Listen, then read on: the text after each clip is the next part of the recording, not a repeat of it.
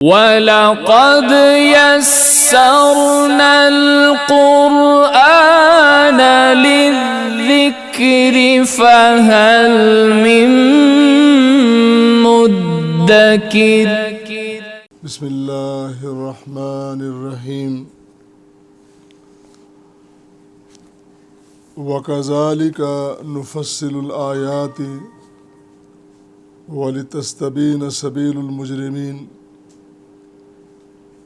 قُلْ إِنِّي نُهِيتُ أَنْ أَعْبُدَ الَّذِينَ تَدْعُونَ مِن دُونِ اللَّهِ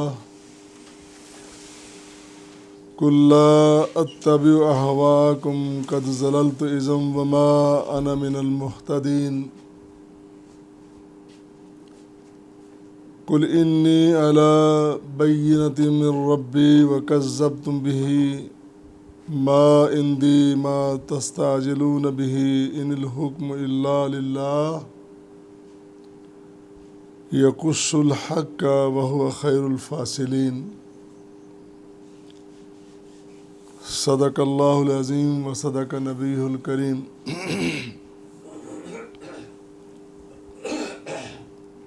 اللہ سب حمدیں ثنائیں تیرے لیے، بے شمار لاتعداد درود و سلام تیرے حبیب کائنات، رسول کائنات، رحمت کائنات صلی اللہ علیہ وسلم پر۔ اللہ تیری توفیق سے ہم یہاں تیرا پاک کلام، تیری پاک کتاب قرآن مجید پڑھنے کے لیے، سمجھنے کے لیے بیٹھے ہیں۔ اللہ اس کی روشنی ہمارے دلوں میں، دماغوں میں اتار دے۔ اللہ ہمیں ویسے بندے بنا دے جس طرح کے بندے تجھے پسند ہیں۔ ناظرین و سامعین گرامی قدر، گزشتہ آیات میں مضمون بیان ہو رہا ہے، سنا آپ نے، پڑھا آپ نے کہ خزانے سارے اللہ کے ہیں، اور ان خزانوں میں اللہ کے علاوہ کسی کا، حتیٰ کہ نبیوں کا بھی کوئی تصرف نہیں ہے۔ دوسری بڑی اہم بات یہ بیان ہوئی کہ جو قدیم پرانے مخلص ساتھی ہیں، جو دل و جان فدا کرنے والے ہیں، ان کو نظر انداز نہیں کیا جا سکتا۔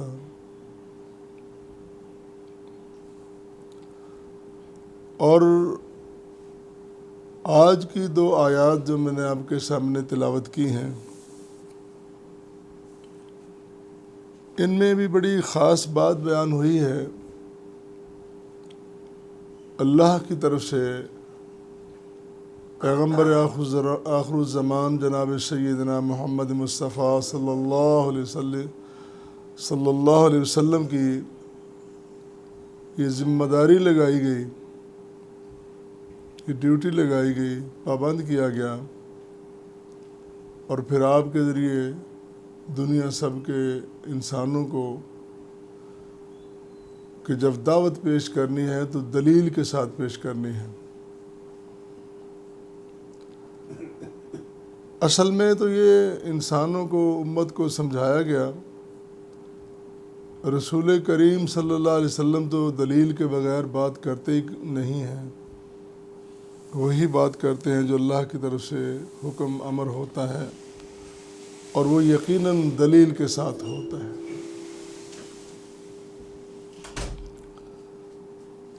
تو دلیل اس بات کی کہ اللہ کے علاوہ کسی اور کی عبادت نہیں کرنی، یہ دعویٰ ہے، یہ دعوت ہے۔ وہی سچا رب ہے، وہی سچا معبود ہے،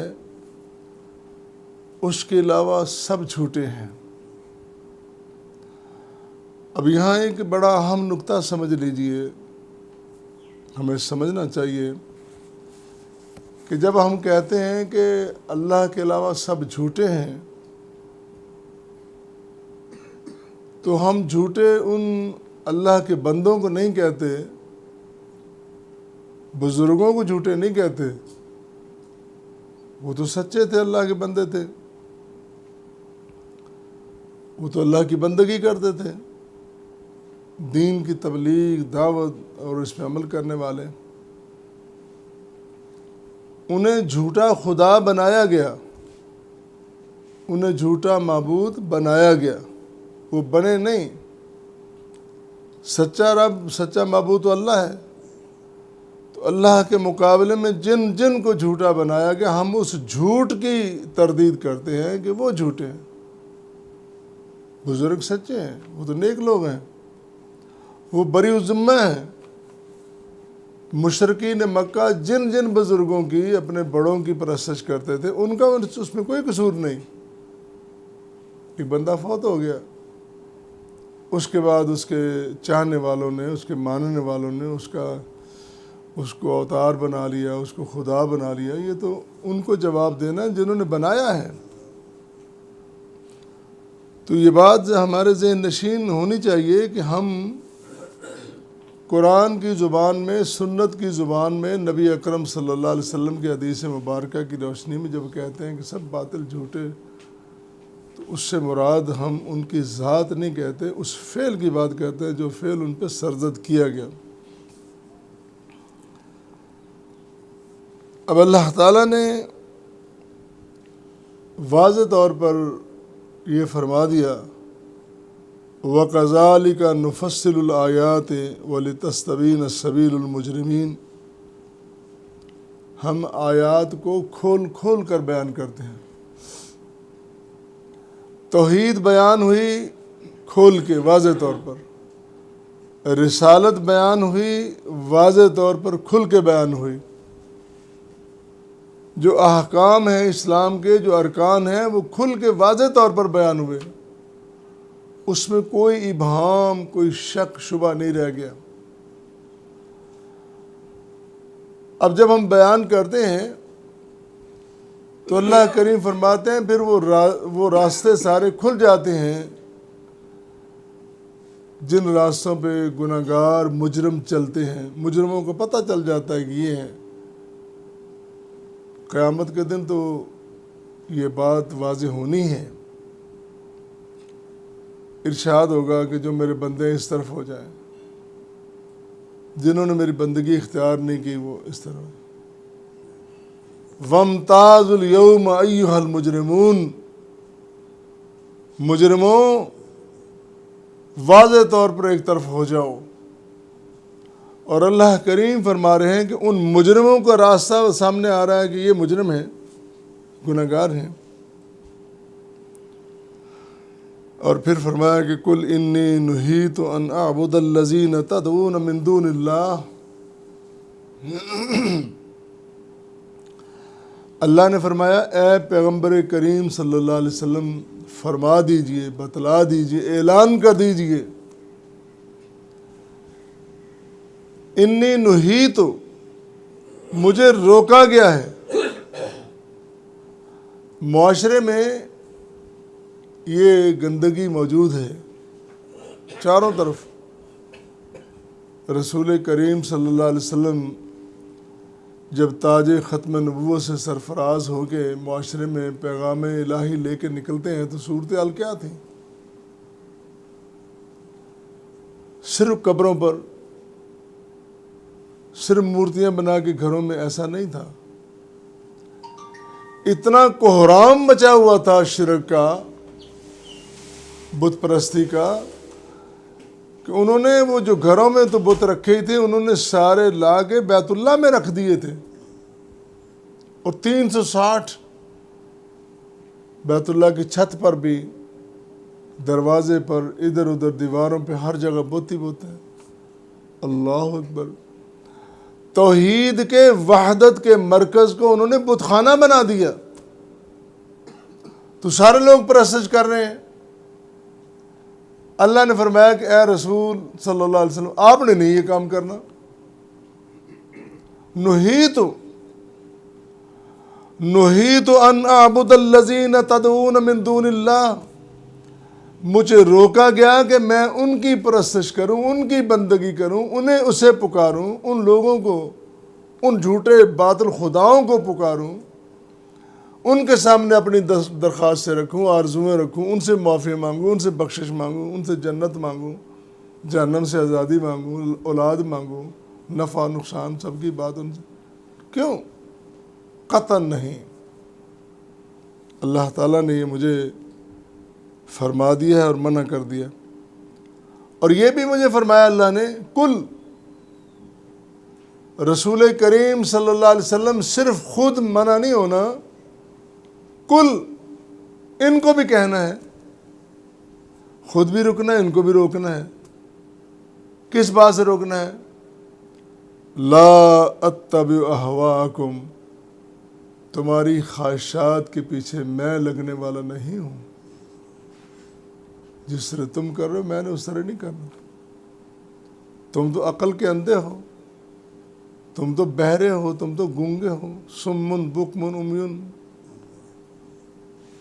تمہاری تو آنکھیں کام نہیں کر رہی، کان کام نہیں کر رہے، زبان کام نہیں کر رہے، اتنی بڑی نعمتیں اللہ نے تمہیں دی ہیں،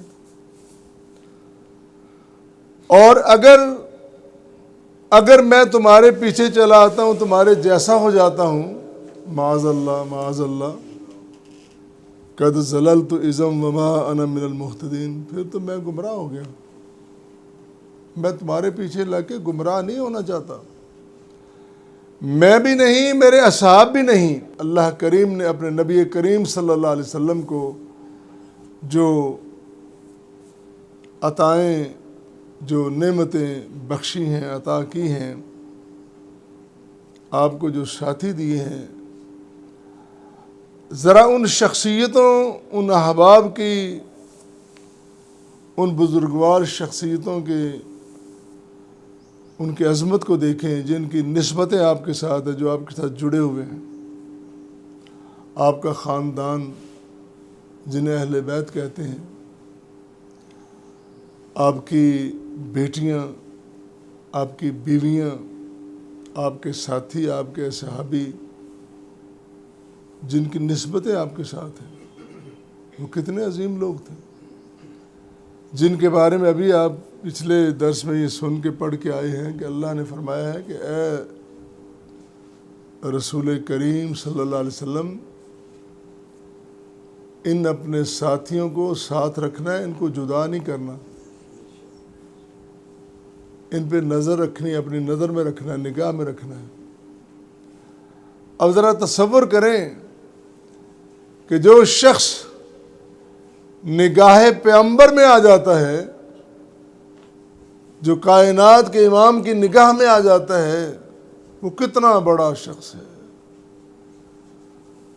اور آج دنیا کا چلن دیکھیں، دنیا والوں نے، ان گناہگاروں نے، ان مجرموں نے نبی کریم صلی اللہ علیہ وسلم اور آپ کے اصحاب کرام کی ذاتوں پہ، ان کی زندگیوں پہ کیچڑ اچھالنا شروع کر دیا اور ان پہ باتیں بنانا شروع کر دی۔ تم ہوتے کون ہو کہ اللہ کے نبی کے صحابہ کو عدالت میں کھڑے کرنے والے؟ اللہ واللہ۔ اب ایک اور بات ہے، ان لوگوں کی یہ بات بیان ہوئی کہ رسول کریم صلی اللہ علیہ وسلم حق بیان کر رہے ہیں، تو دو طرح کے لوگ ہیں نا، ایک تو جنہوں نے حق سنا، پرواہ نہیں کی، اس کا نتیجہ کیا نکلے گا، لوگ مجھے برا کہیں گے، لوگ مجھے تنگ کریں گے، حتیٰ کہ جو غلام تھے ان کو تو مار بھی پڑتی تھی، ان کے آقا مارتے تھے، اس کے باوجود انہوں نے نبی کریم صلی اللہ علیہ وسلم کا ساتھ دیا۔ بلال جیسے، صہیب جیسے، خباب بن ارد جیسے، عمار جیسے کتنے لوگ ہیں۔ دوسرے وہ لوگ تھے جو مانتے ہی نہیں تھے، بلکہ مخالفت کرتے تھے، اور یہاں تک کہتے تھے کہ اے رسول، اے محمد صلی اللہ علیہ وسلم، اگر تو سچا رسول ہے تو کہنا اپنے رب سے کہ وہ ہم پہ عذاب نازل کر دے۔ کیسی عجیب بات ہے، اتنی ڈٹائی، اتنی اکڑ، اتنی ضد، اتنی ضلالت، اتنی گمراہی کہ اللہ کے رسول سے کہتے ہیں اگر تو سچا رسول ہے تو اپنے رب سے کہہ کہ ہم پہ عذاب مسلط کر دیں۔ اللہ نے فرمایا اے میرے حبیب ان کو بتا دیں، قل انی علی بینۃ من ربی، میرے پاس دلیل ہے میرے رب کی طرف سے، اللہ نے مجھے دلیل دی ہے، میں دلیل کے ساتھ نبی ہوں، میں باقاعدہ شہادتیں موجود ہیں، دلائل موجود ہیں، میں اللہ کا نبی ہوں، میری دعوت سچی ہے۔ وَكَذَّبْتُمْ بِهِ، تم نے جھٹلا دیا ہے،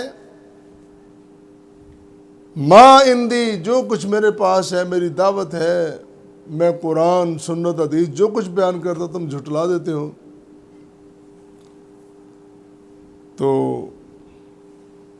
وَكَذَّبْتُمْ بِهِ، تم نے اس کو جھٹلا دیا۔ اگلی بات یہ فرمائی ما عندی ما تستعجلون بِهِ، جو تم طلب کرتے ہو، جو تم مانگتے ہو، جلدی کرتے ہو، تستعجلون، جلد بازی کر رہے ہو، میرے پاس وہ نہیں ہے۔ عذاب نازل کرنا اللہ کے پاس، سزا دینا، سزا سے محروم رکھنا، ممتاز کر دینا، نیچے کر دینا، گرا دینا، اونچا کرنا، یہ کس کا کام ہے؟ یہ اللہ کا کام ہے، میرا کام نہیں ہے۔ رسول کریم صلی اللہ علیہ وسلم فرما رہے ہیں یہ میرا کام نہیں ہے۔ اور تم یہ یاد رکھو، ان الحکم الا للہ، تمام امر، تمام حکم، تمام فیصلے میرے اللہ کے ہیں۔ یقص الحق، وہ تو حق بیان کرتا ہے، وہ خیر الفاصلین، فیصلے بھی اسی کے بہتر ہونے ہیں، اس کو پتہ ہے کہ میں نے کب عذاب دینا ہے، کب نہیں دینا۔ اور اللہ تعالیٰ نے یہ نظام بندوں کی تخلیق کا، افزائش کا جو بنایا ہے، ان کو سزا دینے کے لیے نہیں۔ یہ جو تصور ہے کہ وہ جبار ہے، قہار، بے شک ہے، لیکن اس نے یہ بھی تو کہا ہے نا، میری قہاری، میری جباری، میرا جبروت، بے شک اس میں کوئی شک نہیں۔ لیکن یہ بھی تو دیکھو نا کہ میری رحمت میرے غصے پر غالب ہے۔ اللہ نے اپنے بندے کو سمجھانے کے لیے، راہ راست پہ لانے کے لیے کتنے انتظامات کیے ہیں، اور کتنی انسان کی خیر خواہی ہو رہی ہے۔ پھر بالآخر جو بندہ باز ہی نہیں آتا، اس کی سزا کے فیصلے جب ہونے، وہ بھی رب نے کرنے۔